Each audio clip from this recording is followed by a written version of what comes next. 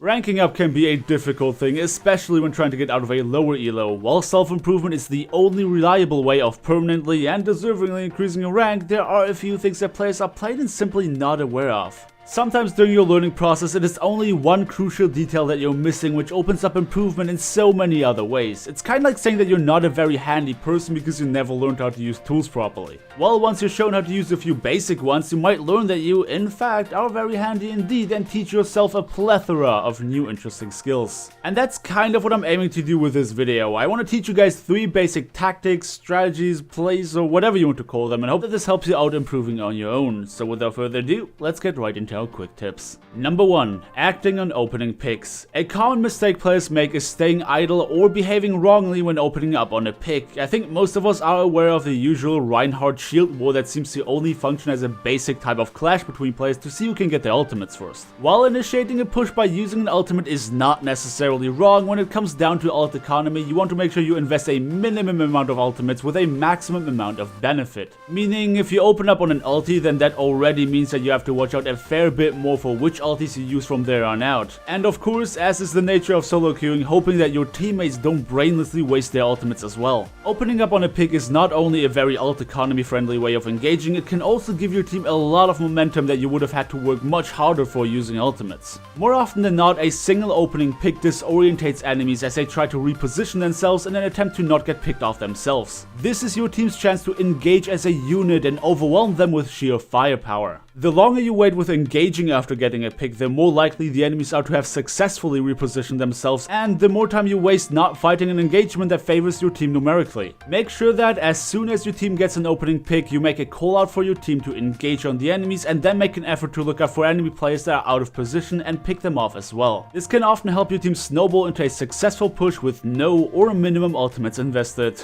Number 2. Punish misplays. Punishing misplays is hands down the most powerful tool you have in Overwatch. If you think that only low rank players ever misplay, then think again, because anyone from silver to grandmaster and even pro players misplay on a regular basis. Misplays can happen for a variety of reasons: poor communication, overconfidence, or even just a lack of concentration. Obviously, one of the more common misplays relates to positioning, meaning that taking out players who make themselves an easy target by refusing to create a coherent unit with their team should be your priority. If you religiously take out a player with poor positioning, you're making sure that every single engagement starts off with your team having a numerical advantage. But also things like having the enemies overkill on their ultimates. If they just dumped everything they had into a graviton surge, you can make sure they regret it by winning the game solemnly based on superior ult economy. But not switching from a hero is also a form of misplay, so if you notice that one of the enemies seems particularly stubborn, you can use their team's morale against them by constantly picking them out of the fight first using their counter.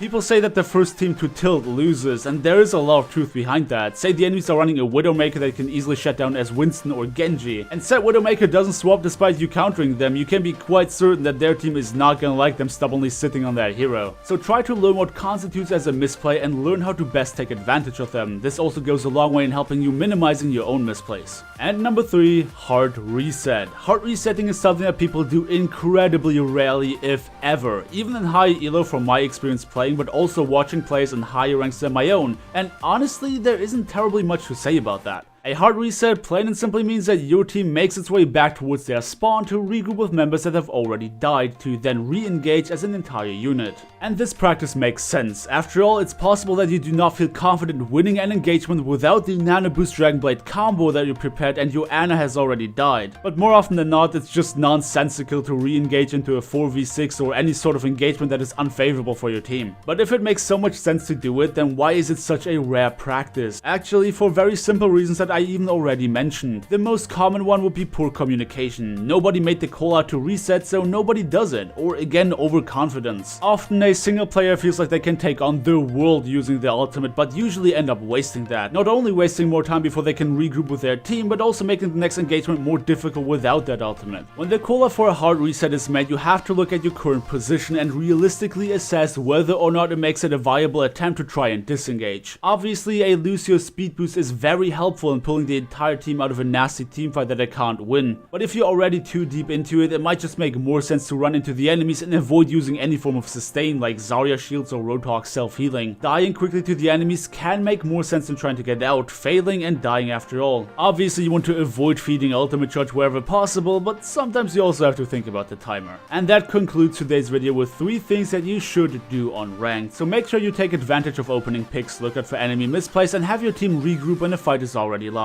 These things, while very simple on their surface, are the key to a lot of high level maneuvering, so the quicker you are to master them, the better. So thank you everybody so much for watching this quick little video. I do hope that this helps you guys out, and if you liked it, then do let me know by dropping me a like on your way out, subscribe if you want to see more, and I hope to see you all next time.